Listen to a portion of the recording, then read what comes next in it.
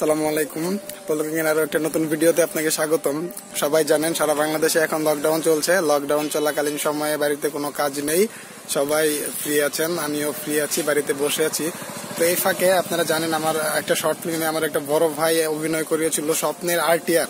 সেই ভাইটা কিন্তু আমার আপন বড় ভাই অভিনয় করেছিল। তো সেই বড় ভাইয়ের হাতটা, বাইকে হাত এখনো ক্লিয়ার না। তো আজকে ভাবলাম যে ভাইয়ের হাতটাকে ক্লিয়ার করি, যেহেতু এখন বাড়িতে বসা আছি। নর্মালি কিন্তু আমি ব্যবসা করি, জুতার দোকান। তো এখন দোকানপাট বন্ধ, ভাবলাম যে ভাইয়ের হাতটা ক্লিয়ার করি। ভাই কিন্তু বাইক চালাইতে পারতো, আগে থেকে চালাইতে পারতো, কিন্তু রাস্তায় ওঠার যে শক্তি সাহসটা এটা তার ছিল না, এখনো নেই। তো যে কারণে বাড়ির সামনেই ও চালাচ্ছে। হাত ক্লিয়ার করাটা তার উদ্দেশ্য। আমি কিছু জিনিস তাকে বলে দিয়েছি, যেগুলো ভাবলাম যে আপনাদেরকেও, দেখুন বাইক বন্ধ হয়ে গেল, নর্মালি কিন্তু এটা হওয়ার কথা ছিল না।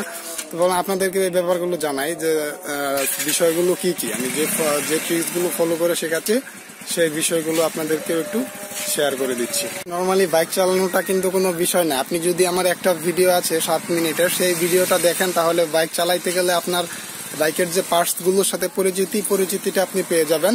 তারপরে আপনি যদি ওইগুলা ফলো করেন, তাহলে কিন্তু বাইক চালাইতে পারবেন। বাইক চালানো যাবে, কিন্তু এটার যে কন্ট্রোলিংটা, এইটা আপনাকে ভালো করে শিখতে হবে। কন্ট্রোলিংটা হচ্ছে মেন। আপনি যখন ক্লাচ ধরে পিক আপ টানবেন, ক্লাচ ছেড়ে দিয়ে পিক আপ টানবেন, অটোমেটিক বাইক চলতে থাকবে। আপনি হাই স্পিড তুলতে পারবেন, টপ স্পিড তুলতে পারবেন। যদি আপনার সাইকেল চালানোর ক্ষমতা থাকে, তাহলে আপনি ওইটাতেও 100, 150, 200, যদি ভালো গাড়ি হয় 300, 400 পর্যন্ত আপনি তুলতে পারবেন। কিন্তু আপনাকে তুললেই তো হবে না, বাইকটাকে ব্রেক করতে হবে, কন্ট্রোল করতে হবে। এই কন্ট্রোলিংটা হচ্ছে মেন বিষয়।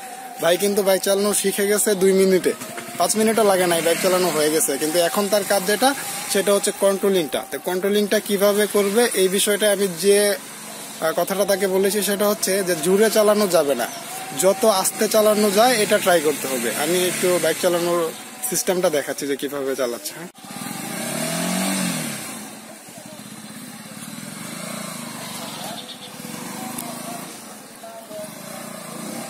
আমার বাড়ির মাঠ মোটামুটি বড়ই।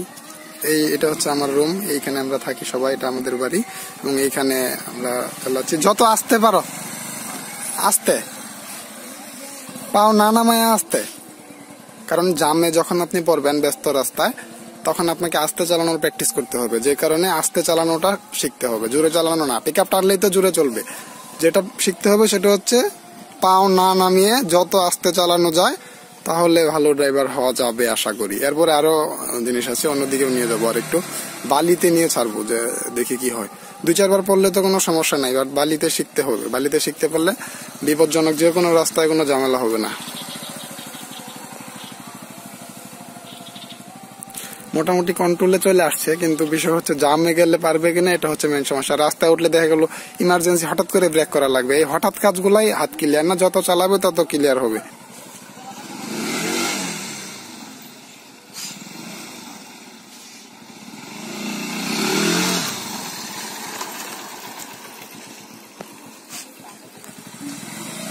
নর্মালি এখন চালাইতে আর কোনো সমস্যা হচ্ছে না, ভালোভাবে চালাইতে পারতেছে। জাস্ট আস্তে চালাইতে পারবে কিনা, এটা হচ্ছে মেন বিষয়। জামে চালাইতে পারবে কিনা, বালিতে চালাইতে পারবে কিনা, ঠিক মতো ব্রেকিং করতে পারবে কিনা, এটা মেন বিষয়।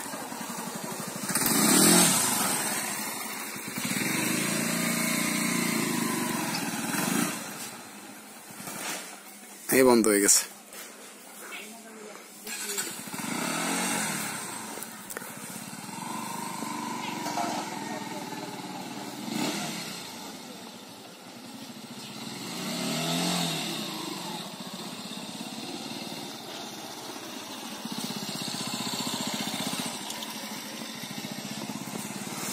আপনি শুনলে হয়তো অবাক হবেন, আমি কিন্তু এই বাইকটা দিয়ে চালানো শিখিয়েছি। আমার বাইকটা দিয়ে যদি একবার পড়তো, তাহলে দেখা যেত মোটামুটি ভালোই ক্ষতি হইতো। বাট আমি জানি পড়বে না, কারণ যারা সাইকেল চালাইতে পারে, বাইকটা তাদের জন্য কোনো বিষয় না।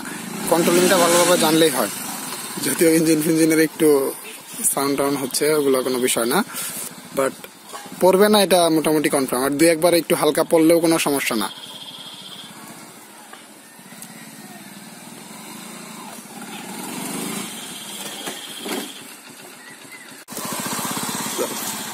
ওরা কিন্তু মাটি কাটছে, ওখানে নরম, ওদিক দিয়ে নামাইতে পারলে তাহলে যে কোনো জায়গায় আটকা পড়লেও কোনো সমস্যা নাই, ওইটা আসা যাবে। কঠিন পরীক্ষা।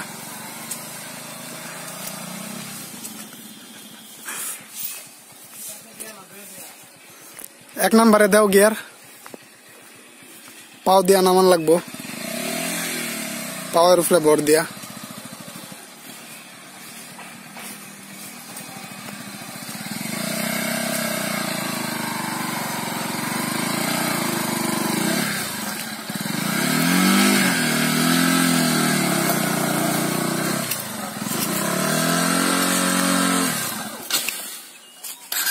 পিকআপ বাড়ায় রাখুন লাগবে।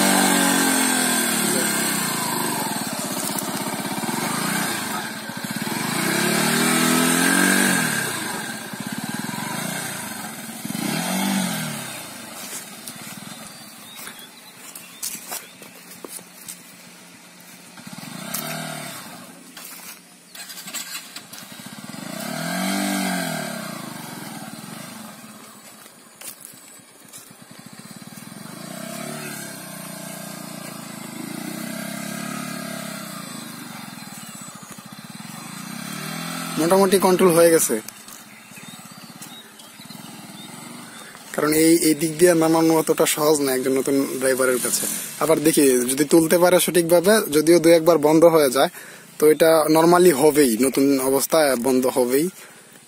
তো পরে নাই, এটা হচ্ছে সৌভাগ্য। পরেও যাওয়ার কথা, আমি ভাবছিলাম দু একবার হয়তো পড়বে, যদিও এর আগেও একদিন চালাইছে, বাট রাস্তায় না, বাড়ির মাঠে চালাইছিলাম।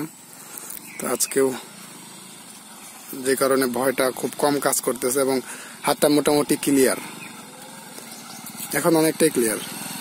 আশা করি এবার রাস্তায় ছাড়া যাবে।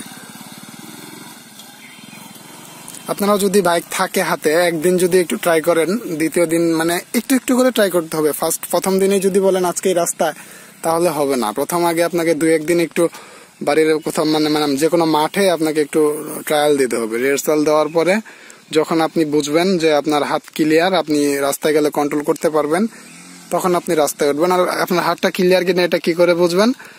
আপনার আস্তে চালানোর প্র্যাকটিস করতে হবে। আপনি কত আস্তে চালাইতে পারেন, কারণ ব্যস্ত রাস্তায় আপনার আস্তে চালানোটাই হচ্ছে আপনার পরীক্ষা, এবং হুট করে আপনার ইমার্জেন্সিতে ব্রেক করতে হবে। ব্রেকিংটা কন্ট্রোলে আনতে পারলেই ক্লিয়ার হয়ে যাবে, কারণ চালানোর চেয়ে কন্ট্রোল করাটা বেশি কঠিন। চালানো কোনো বিষয়ই না, পিকআপ টানলেই, অ্যাক্সিলারেটর টান দিলেই গাড়ি চলা শুরু করবে। বাট কন্ট্রোল করতে গেলে আপনাকে হিসাব করতে হবে, গিয়ার কমাবেন না, ক্লাচ ধরবেন না, ব্রেক করবেন, আবার কোনটা করবেন, সামনের ব্রেক না পিছনের ব্রেক, না দুইটা একসাথে করবেন। এতগুলা কাজ আপনার মিলি সেকেন্ডের ভিতরে করতে হবে, সবগুলা মাথার ভিতরে রাখতে হবে। মিলি সেকেন্ডের ভিতরে সব কাজ করতে হবে, গিয়ার কমানো, ক্লাচ ধরা, ব্রেক করা, বগি চগি, এই সেই সব। সো কন্ট্রোল করাটাই হচ্ছে কঠিন বিষয়।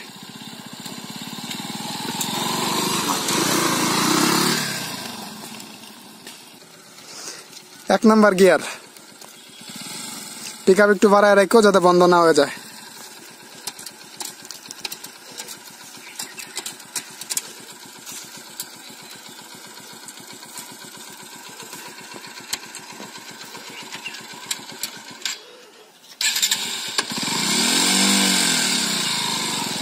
পাও দিয়া তো কিক দিলা না একটাও, পাও দিয়া তো কিক দিলা না। সব গাড়ির তো সেলফ থাকতো না।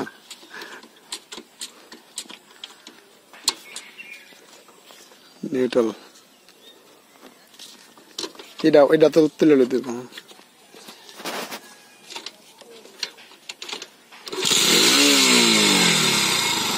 কি স্টার্ট